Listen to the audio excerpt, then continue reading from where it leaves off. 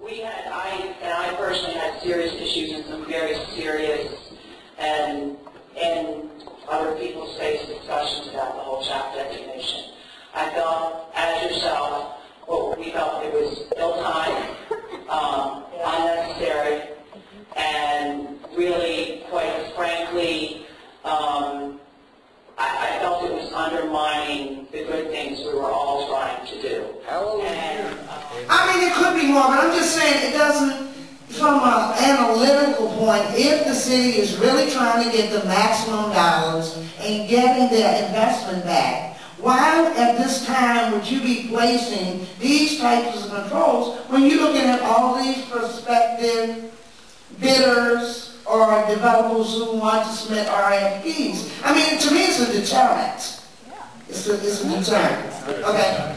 Yeah, you can, and then we get ready to close after the final question, and I saw a young lady there. I just wanted to reiterate what the Senator was saying with regards to that, and just once again, quickly goes to the logic of it.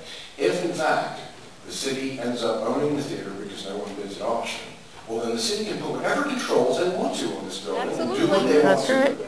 If, in fact, it is bought at auction, as it should be encouraged to do so with ample promotion and time and getting the word out there, they've shown that they can do it over the objections of the owner, even somebody who's won preservation awards. So if there is, I just don't get the logic of it, of just sort of following up on what the Senator was saying, that then the Commission would not answer this question the other day at the hearing. Simply did not address it, because it does, I don't think they have an answer for it.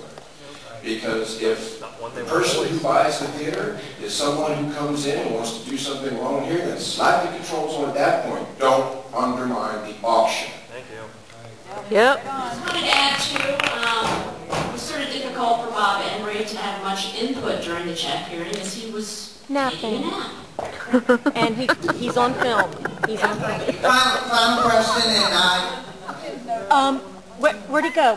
Tom, actually my question is for you, and I think it would be interesting I want to do it when there are people around instead of afterward. I'm just curious to know if once you stopped running the Watchman and you said we have to close, if you had been able to find a buyer right after that, would this all have been avoided? Absolutely. That's the point I made earlier. As a matter of fact, we had to close during that period because the discussions that were underway from believe me, a legitimate and upscale, deep pocket buyer who was also prepared to put some sustaining funds into the theater, all of that stopped when the CHAP action started. So this could have been settled easily without any public funds had CHAP just kept their nose out. Yes. And that's the bottom line. And if the new owner I'm talking about had proceeded as with the discussions were going, as a matter of fact, there were two sets of negotiations, and there was something I was wrong or we all misjudged it, and there was a threat to the interior of this building or its use, then fine, CHAP. Gear up and come in and do what you need to do in order to protect the public interest.